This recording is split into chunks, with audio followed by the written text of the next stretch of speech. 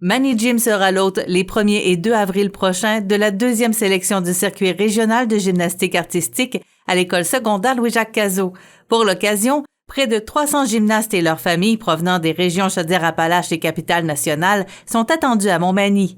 Écoutons Andréane Caron, directrice générale de Mani Gym. Ça va être une compétition de secteur régional, donc on va accueillir des gymnastes de Chaudière-Appalaches, Capitale-Nationale. Puis exceptionnellement, pour cette compétition-là qui aura lieu le 1er et le 2 avril prochain ici à Montmagny, dans l'école Cazot, on va accueillir aussi un club de Bécomo pour leur offrir aux gymnastes en fait une autre opportunité de compétitionner puis d'acquérir cette expérience-là dans le fond dans leur carrière de gymnaste. Ça va commencer le vendredi soir avec de nombreux bénévoles. Donc, nous autres, sans nos bénévoles, clairement, on ne peut rien faire. Sans nos bénévoles et sans nos commanditaires, ces événements-là ne peuvent pas avoir lieu.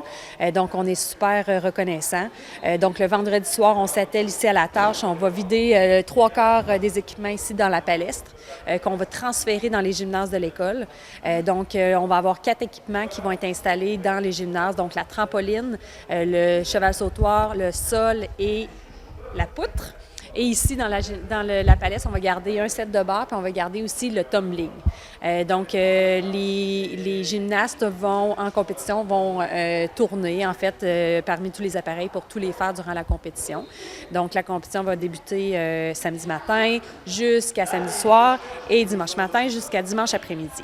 Ensuite de ça, dimanche après-midi, tous nos bénévoles reviennent. On a des équipes différentes, puis on va venir rassembler la palestre. C'est un super de gros casse-tête ici, très intéressant. Combien de morceaux? J'ai pas compté, mais... puis on va enlever les appareils dans le gymnase, on va tout replacer. Puis c'est ça, après ça, on va avoir aussi des kiosques maillots de gymnastique, des articles. On va avoir la remise des médailles et l'accueil qui va se faire, et le casse-croûte qui va se faire dans la grande salle de l'école Cazot aussi.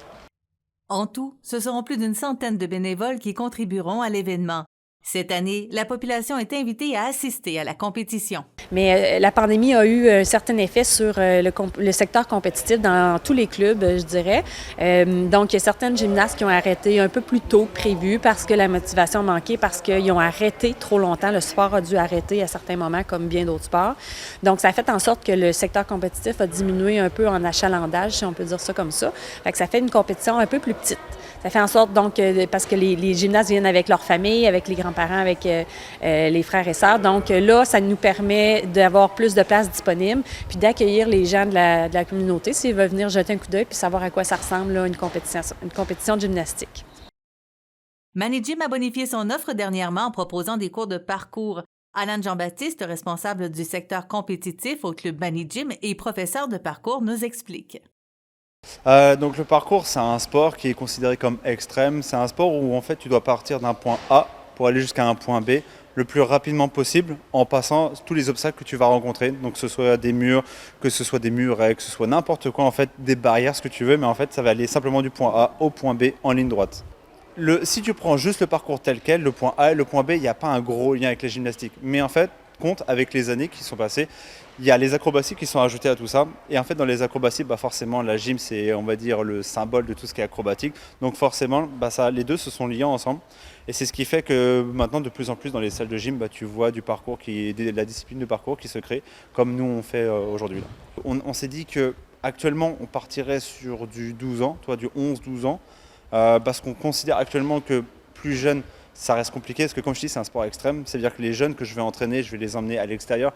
Donc peut-être qu'on s'est dit qu'en dessous, 11-12 ans, c'est peut-être un peu compliqué, tu vois ce que je veux dire, surtout en termes de maturité, en termes de toutes ces choses-là. Tu vois.